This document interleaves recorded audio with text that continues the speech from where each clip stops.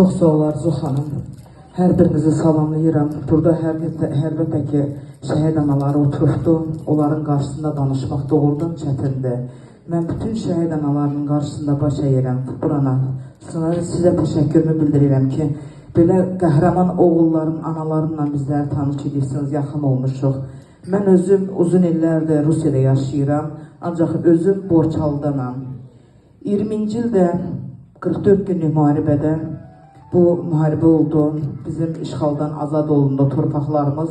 Ondan bu yana mən Azərbaycana o qədər bağlandım ki, demək olar ki, 3 aydan bir, 4 aydan bir tez-tez bura gəlirəm.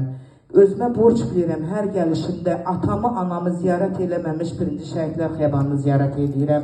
Sağ olsun Arzu xanım, gel sırası mən deyirəm ki, məni birinci şəhidlər xiyabanına aparan.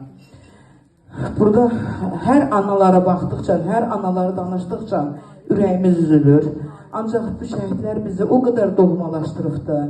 Bütün analar, bacılar, hər birinizin qarşınızda baş əyirəm.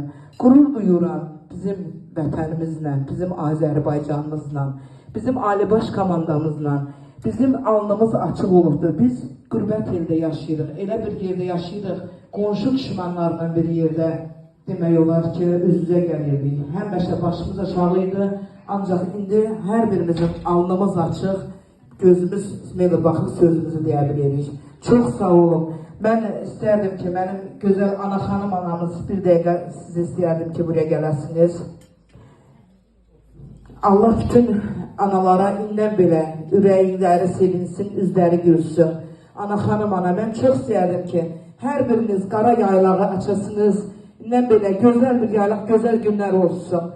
Var olun hər birinizə. Hər birinizə təşəkkürümü bildirirəm analar. Sağ olun. Çok sağ olun Leyla Hanım. Sizin kimi Azərbaycan